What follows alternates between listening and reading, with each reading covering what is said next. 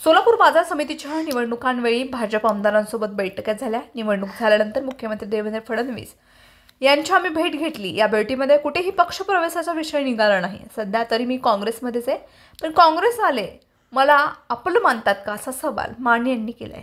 समोरच्या पॅनलमध्ये भाजपसोबत काँग्रेसचे माजी आमदार सिद्धराम म्हेत्रे, शरद पवार गटाचे जिल्हाध्यक्ष बळीराम साठे, बाळासाहेब शेळके, महादेव चाकोते अशा विविध पक्षातील नेत्यांचा समावेश आहे।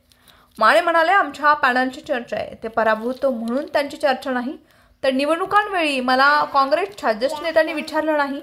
निवडणूक झाल्यावर आणि सभापती झाल्यावरही अभिनंदनही केले नाही असा टोला माने यांनी लगावलाय। त्यांच्या मागे 25 ते 50 मतं नाहीत।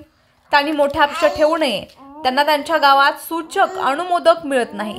या लोकांना संचालक व्हायचंय, पुढे जाऊन सभापती उपसभापती व्हायचं असतं। मागच्या टर्मला ज्येष्ठ नेते सुशीलकुमार शिंदे यांनी सांगितलं म्हणून मी राजीनामा दिला।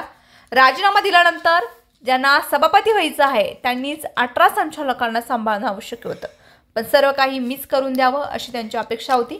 माने म्हणाले, या सर्व राजकीय घडामोडी पाहता तुम्ही विधानसभा निवडणुकीत काय घडलं ते आठवा।